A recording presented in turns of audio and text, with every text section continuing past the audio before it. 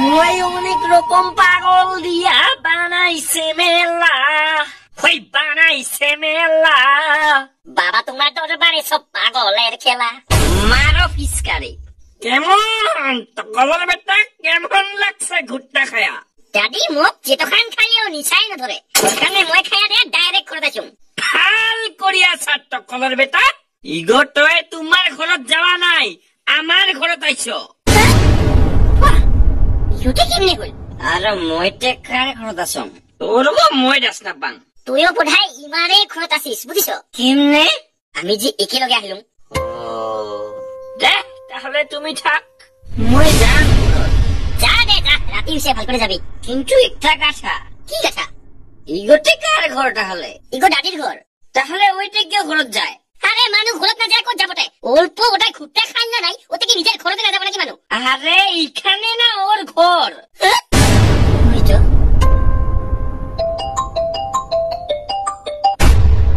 Hello ওই দাদি। ও ওই দাদি করতে তই? ওই মই মানে অল্প রোকাই ওলে আহিলুম, টাইম নাই রে মোর। আরে তুই আসিস না গুটি? আরে তুমি থাক না ওটা, মই ঘরত যাই আসং, টাইম নাই তো মোর ঘন্টার। আরে আসিস কুটি দিগো কত?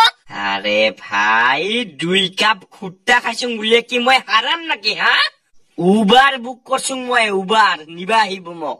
আরে দাদি আমি না তোমারে ঘরে খুট্টা খাইছুং। ও হয়তো তাহলে কি নিজের ঘরে বাড়ি ওলে গেল রে তুই? তাহলে মইতে কুটি যাবা রাখছুং। আরে মই কি জানুম রে? আরে তাহলে কে জানিব তে? দাদি ঘুরি আয়। আরো যাবা লাগিল।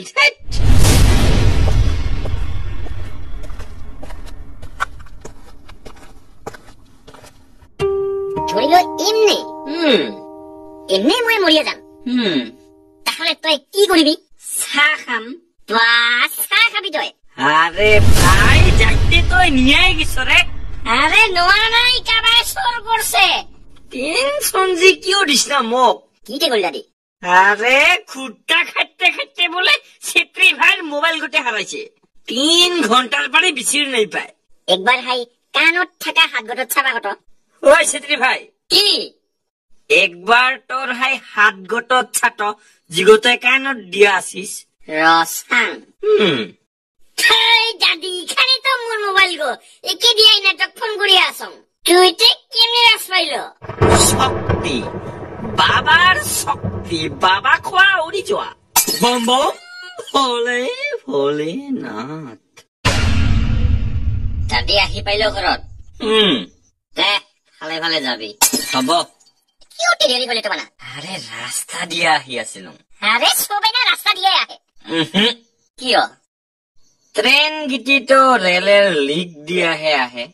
আহি পাইল দাদি? দে ভালে ভালে যাবি। হব দে।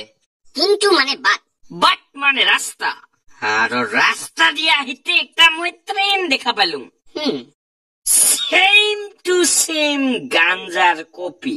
গাঞ্জা খাইলে জেঙ্গা করিয়া ঠুঙা ওলায়, ট্রেন চলিলেও হেঙ্কা করিয়া বক বকেয়া ঠুঙা ওলায়। আহি পাইল দাদি? গুড়ি শিকাম। দে ভালে ভালে যাবি। শালা রেকর্ডিং করিয়া লাগে দিছে নাকি তো? একই কথা কয় বারে বারে। গাড়ি অল্প লাখে কথা কো। কিয়? আরে শালা গিতে মেট্রিক আর হাই সেকেন্ডারি পরীক্ষা চলি আছে না ভাই, কত মানে ইম্পর্টেন্ট পরীক্ষা ইগো। What important?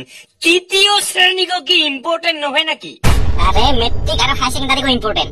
তাহলে আমি যে কোমান দ্বিতীয় তৃতীয় 5 6 9 8 পড়িলুম হিগিতি কি এমনি গেল নাকি? নহয় রে। আরে খালি যে মেট্রিক আর হাই সেকেন্ডারি কো ইম্পর্টেন্ট, তাহলে বেলেগ ক্লাস গিলতে কিও দিছে? পড়াবাই নালাগে, ডাইরেক্ট জন্মৰ লগে লগে মেট্রিক পরীক্ষা দিবা লাগে আর 2 বছর হলে লগে লগে হাই সেকেন্ডারি দিবা লাগে, শেষ কথা।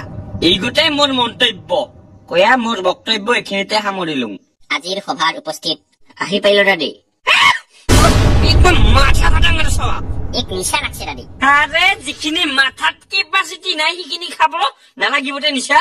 মোক কিন্তু জিতখান খাইও নিশা নালাগে। গোটে আৰু খাই মোকে পাহৰিল মানে যোৱাকালি মই মোবাইল কো ৰেজিষ্টাৰ মাৰছুম তো, গোটাই নাম্বাৰ কিটি দিলে থৈছে, ওৰ কাৰণে তোক চিনা পাওয়া নাই। Who are U?